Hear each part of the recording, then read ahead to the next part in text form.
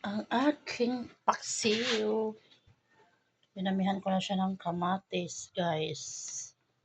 Yan ang aking tilapyang paksiw. Lagyan ko ng kamatis. Tapos green chili, garlic, ginger, and onions. Ayan na yan, guys. So, kumukulo na. Dinamihan ko siya ng sabaw.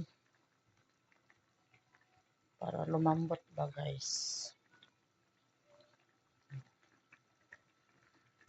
Ulam na yan ng almusal, tanghalian, hapunan, din umagahan ulit. 2 days na ulam. Diba?